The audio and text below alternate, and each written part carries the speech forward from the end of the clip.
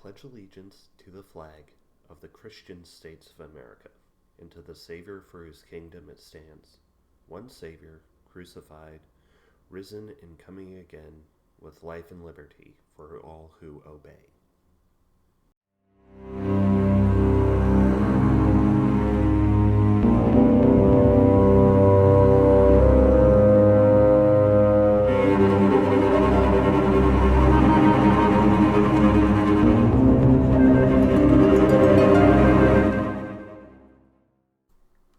So, Marjorie Taylor Greene has tweeted something unbelievably stupid. And while that's not outside the norm, it is. She has tweeted something unbelievably stupid that is unfortunately in my wheelhouse. So, and on And I would go over the tweet thread in and of itself, but doing so with as much care as it warrants would take an entire stream. And given that she's usually Cirrus's bugaboo, I would rather prefer that to be a collaboration, perhaps.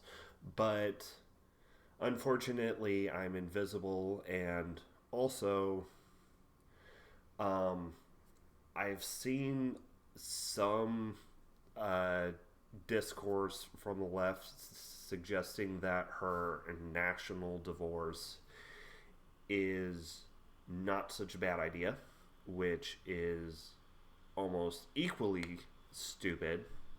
So I'm going to do this video is an overview of what I see as the most likely and the most positive likely scenario, because the most likely scenario is just Civil War II, U.S. turns into Iraq, into Iraq/Syria. So, some disclaimers. One, I am a bit rusty on my intel analysis. For those of you who aren't aware, I spent my Army career, which was 3 years plus training as an intelligence analyst on the division level, which is the level where you start getting into like geopolitics in terms of military analysis. But I have been out of the military for nearly 8 years now, so there is that.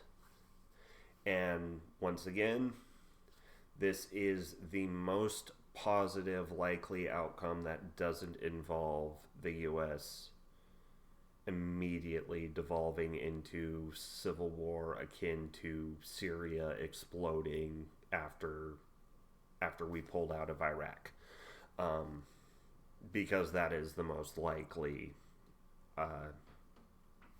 scenario, is just GWAT all over the U.S. So our scenario begins in 2024, or rather late 2024. Trump and DeSantis have split the Republican vote, which leads to Biden winning a second term. Now, as opposed to trying to do another January 6th and seize the government through means of force, the MAGA movement decides to essentially sue for divorce. They somehow get a case for secession before the Supreme Court, and the Supreme Court allows it. Where once again, most likely scenario is Civil War II, and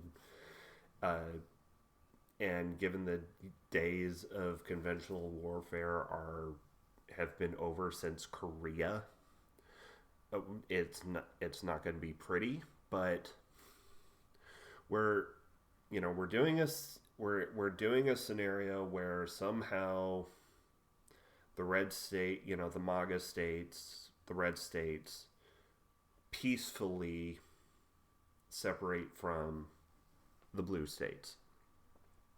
So,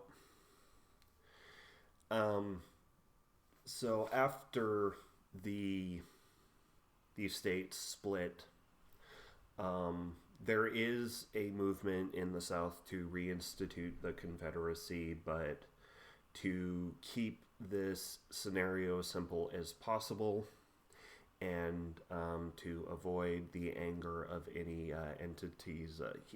I'm going to say that it doesn't pick up enough steam to actually cause a second split. He's gone, right? He's gone now. Okay. So, um, so the red states become split off from the U.S. and the map ends up looking like this. Um, the the red states become a new entity, which I will refer to as the XSA, um, or the Christian States of America, in order to avoid confusion with a previous seceding entity and to avoid the ire of any specter. He's gone again. So, as you'll notice, on the map, the XSA controls quite a significant portion of land. In order to keep this scenario as simple as possible, I mostly stayed to the state level in terms of my, map in geographical analysis. I didn't want to, dialing down to the district level or even the county level would create quite a lot of border vomit, and I'm trying to keep this as simple as possible, or as simple and big picture as possible. You'll notice I made both Hawaii and Alaska purple because for the purposes of security, it doesn't really matter if they join the XSA or not. Hawaii would probably stay in the U.S., or there might be a separate independent movement to reinstitute the Hawaiian Kingdom. But most likely Hawaii would stay in the U.S. and mostly be free from terrorist attacks from the XSA. Alaska is, far enough separated geopolitically from the mainland U.S. that whether or not it sides with the XSA is mostly a question of what resources it can bring. However, there is a problem getting those resources to the rest of the XSA. And also, given how removed it is, geopolitically speaking, from the rest of the continental U.S., it would be very difficult to stage attacks from Alaska, so that's why basically Alaska is only important in terms of resources that it could provide. And it is pretty red, so it could go to the XSA, but in terms of security and and personnel movement, it's not really a factor. Now, you will notice that there are a few areas where I broke my state level rule. and that is to create a corridor between the West Coast and New Mexico and Colorado, and the East Coast and the Great Lakes region, because going through all the political maps in regards to, LGBT issues, abortion issues, those are still loyal inland pockets. And I view that in the negotiations of the secession, the peaceful negotiations of this secession, because this scenario assumes that there is no immediate outbreak in civil war, that the U.S. holding most of the cards because, hey, we're letting you secede, will be able to negotiate for, a southern corridor from the West Coast to the inland pocket of Colorado and New Mexico, and from the East Coast to the Great Lakes. Now, if we'll focus in on the Northwest, we'll go with the other area that I broke my rule and zoomed in on a bit, because Eastern Washington is MAGA enough that the representative for Spokane, which is which is right on the Idaho border, in the state legislature, wrote a Christian nationalist terrorist manifesto and still remained in office.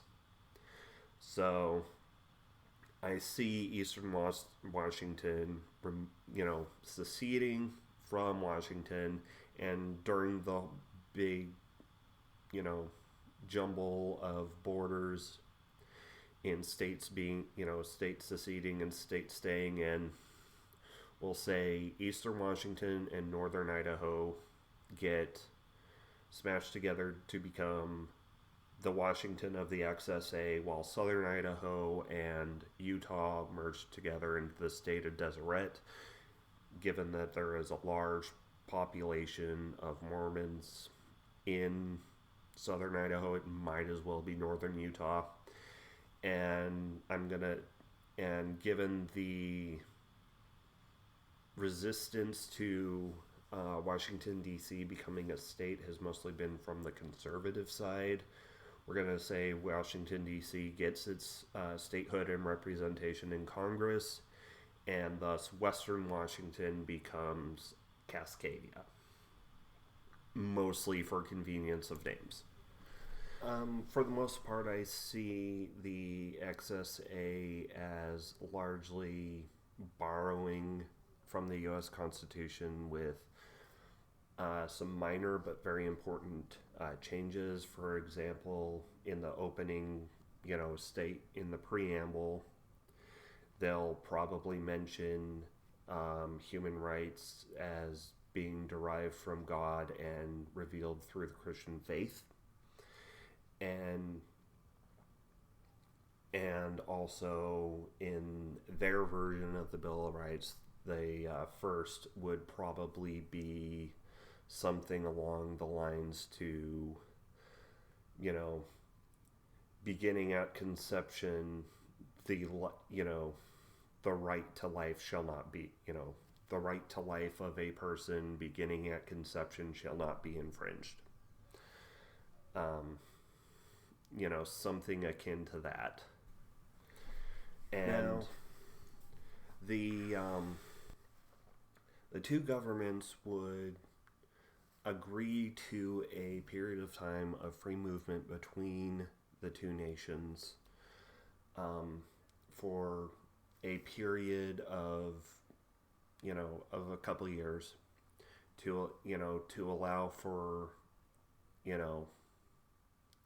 largely because the U.S. insists on it, and partially to allow for people from blue states to, emigrate to the XSA, because while the XSA does have a lot of land, it would be very much lacking in population.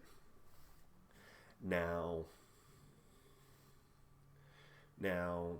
in order to facilitate an increase in population, the XSA will cannibalize the federal land within its borders to make something of a secondary homestead act where they will parcel it out cheaply to anyone who can pass their biblical citizenship tests. And oddly enough, white Protestants will tend to pass more often than other demographics.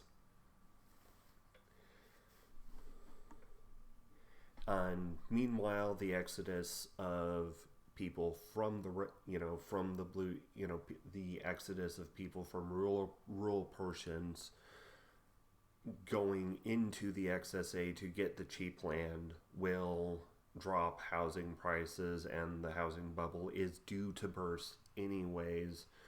So this will cause the blue states to swing further to the left, as there is an influx of people fleeing the XSA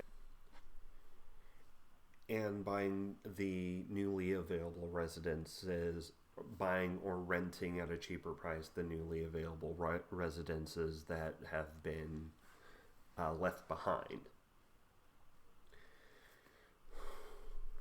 Now, however, the Supreme Court of the XSA will rule that it is unconstitutional for anyone who happens to be pregnant within their borders to leave to the U.S. because they might get an abortion, and the right to life is inviolable since conception. Now, any who are unlucky enough to not be able to get out before this time has passed, and the hard borders go up, because the XSA will see the U.S. as a rival state and wouldn't intend to be friendly towards it. Because just look at how they talk about the blue states when we're still part of the same country. Those who are unlucky to still be in the borders of the XSA will either be executed, or if they're even further unlucky, they'll be likely imprisoned and then lent out as labor to large corporations. Because the XSA, while having a lot of land, will have a funding problem, because the blue states are the more prosperous states, and the ones in the red tend to rely more heavily on the federal government. So in order to gain this funding, they will be, stripping OSHA regulations in order to attract larger businesses and, build up industry, all the while cannibalizing federal land and essentially cannibalizing the LGBT community and religious minority communities within their borders as a source of free/cheap labor. And I can also see, given how they feel about corporations such as Disney, corporations that don't march to the beat of their drum will likely be taxed into oblivion or forced to comply. So, Florida, because Disney World's in Florida, Disney will either be, be forced to make propaganda pieces for the XSA or have its Walt Disney World theme park taxed into oblivion. While this is all happening, the only atheist organization with, consulting status with the UN will have a very urgent meeting. Atheist Alliance International will have a very urgent meeting in which they will decide that the banner for their new website will be purple. And so, the XSA will begin, exploiting and executing LGBT and religious minorities, with the exception of Jews within their borders, because given the weird state of evangelical anti-Semitism, and given how strongly the evangelicals will likely have a hold on the government, seeing as how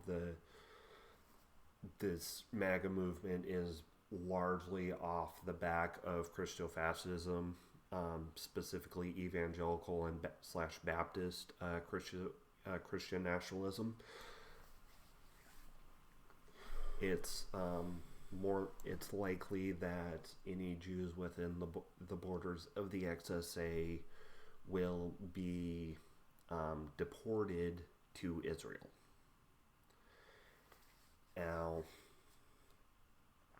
Now, as all this is happening,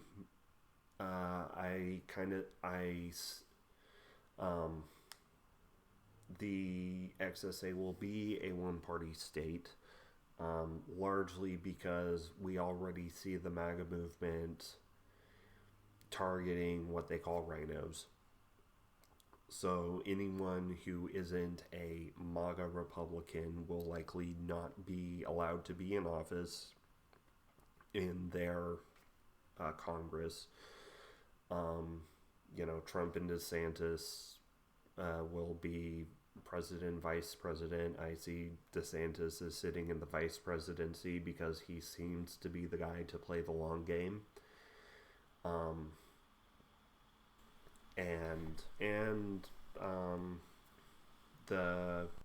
The capital will be probably located in Florida, so Trump can have, Mar-a-Lago as his White House.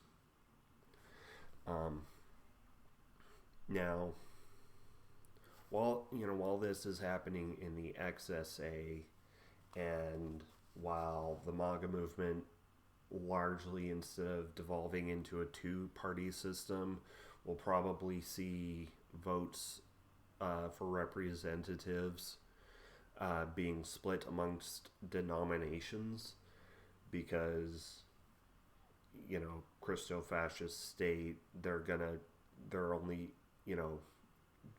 once you register to vote, you're gonna have to take their biblical citizenship test.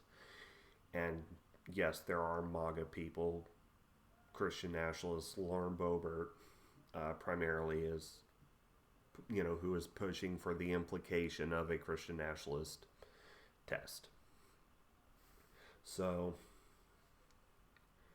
I instead of splitting into parties, I see the XSA votes mainly going on denomination lines. And meanwhile, in the USA, we get a progressive president, because one, the Democrat vote gets split between the moderate Republicans that remain, and and the basically the centrist moderate vote gets split between the Republicans and the Democrats, and the Biden administration is seen as, the administration that lost us a good chunk of America. They're the administration that saw the U.S. fall apart. So we get a coalition of more left parties. We get a progressive president, who I'm going to say is Bernie Sanders, because, just for the sake of, and the U.S. largely because we're already getting out of an economic, we're already due for an economic boom. The U.S. does see improvements over this presidency. And however, it does not see an increase in security, because the XSA decides to start sheltering people who commit who commit attacks on LGBT nightclubs, on power stations. Basically, people who attack the U.S. and get shelter in the XSA, and if the attack is publicized enough and makes a big enough impact, they'll even be given government jobs, not actual representative status, but they'll given a free pass at citizenship without having to take the test, and will be placed in internship positions in the government. Because, obviously that, I'm just pulling this out of my ass because there isn't any kind of precedent for this whatsoever. But, so, over the course, over the course of these years, we will see, shootings, bombings, mostly shootings, spike in Colorado, in, western Washington, in eastern Washington, in eastern Oregon, in eastern California, basically the areas that are more easy to infiltrate from the XSA. So basically anywhere along the border, but primarily in the west, because it's easier to infiltrate and exfiltrate through areas that aren't as heavily built up. Also, shipping becomes ridiculously expensive for everyone. Unless you're getting, unless you're on one of the coasts and you're getting it in through that port. Anything that has to get shipped, past or through excess a territory will have the price going up. Especially since the XSA controls most of the U.S.'s oil production, especially if they get Alaska. So, now, as the years go on, and we have our progressive presidency that sees 2 terms, Kamala Harris comes in as a return to centrist,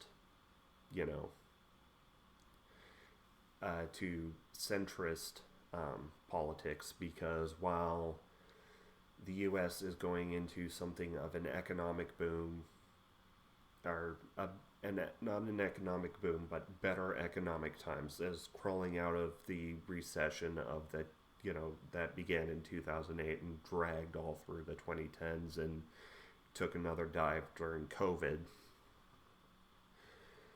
The the state of security from the various attacks either instigated or outright sponsored by the XSA will become enough of a political issue that it will be seen as a failure of the previous administration, and a more centrist or the right-wing party, which would be the Democrats in this scenario, will step in to replace the left-wing party, or the progressive Bull Moose party, because the left-wing coalition needs a name, and we might as well resurrect the progressive party. Just for the ease of labels. Now, while this is happening, the XSA is running out of minorities to wipe out, and thus, having largely rid their lands of free roaming heretics, the evangelicals will begin to turn to the Catholics or the Mormons. This persecution ramps up enough to where the state of Deseret sues for secession on grounds of religious persecution. The Supreme Court of the XSA decides that they cannot, in fact, sue for secession because their legislature is invalid because they declare Mormonism not true Christianity, and Deseret rises up in arms. Kamala Harris not having a bit of a bout of Thatcher syndrome, and possibly not being as much as popular as she needs, falling low in the polls, decides to send in military intervention and aid, and gets, in order, because nothing boosts an American president's numbers like going to war. And I said this scenario would be without a U.S. Civil War. So I am going to end it, this scenario right here, where we have the U.S. invading the XSA and Civil War starting a decade after the peaceful divorce.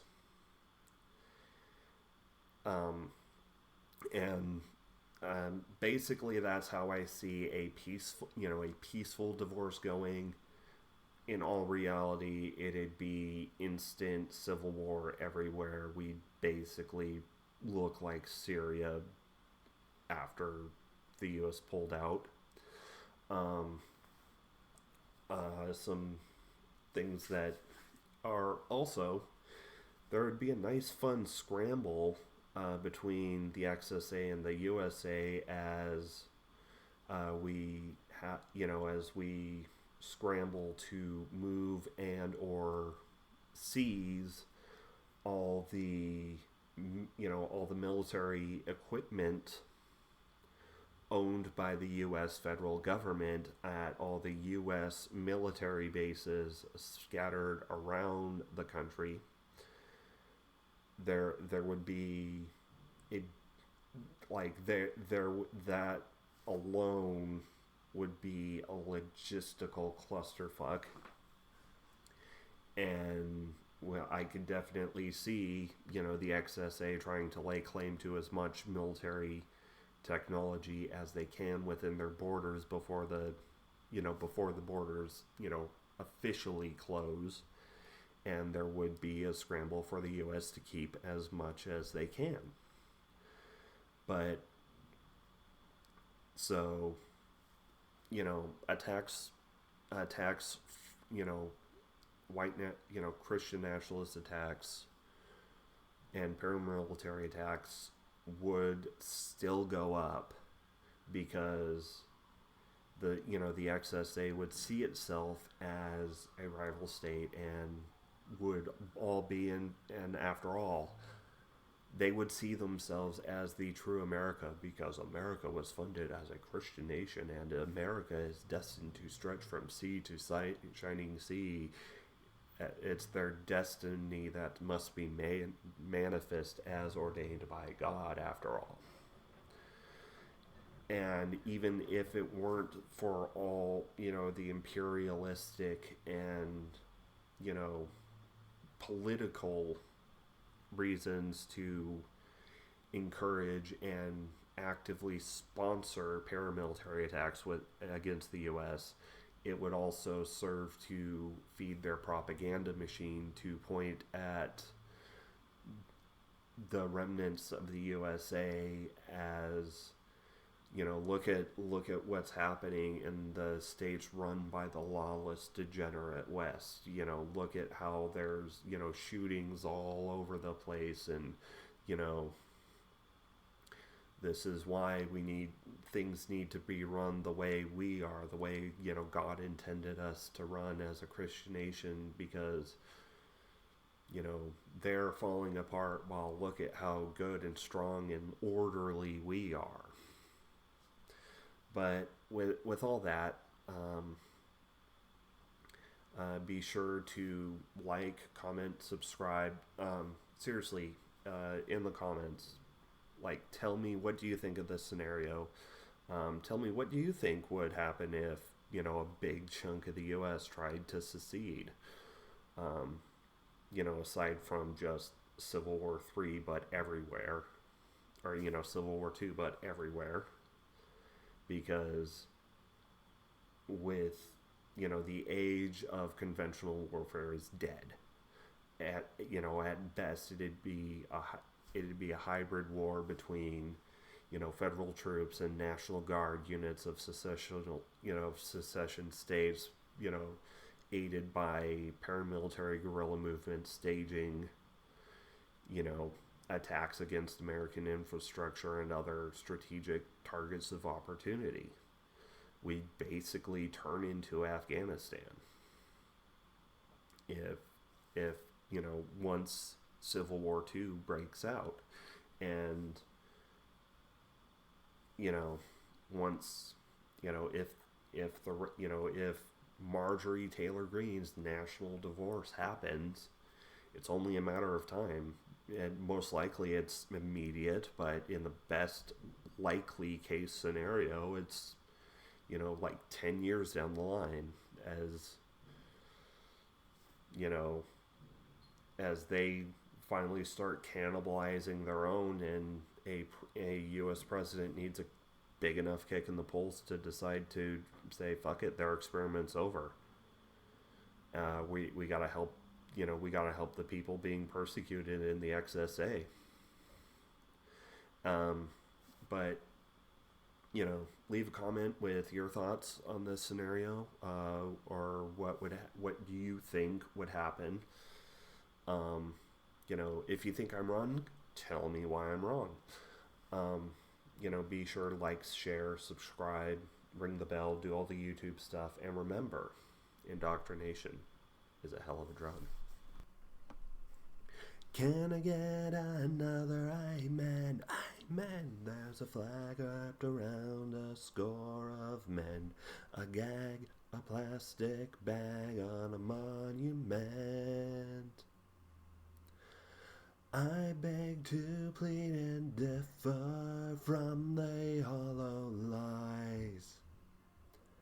This is the dawning of the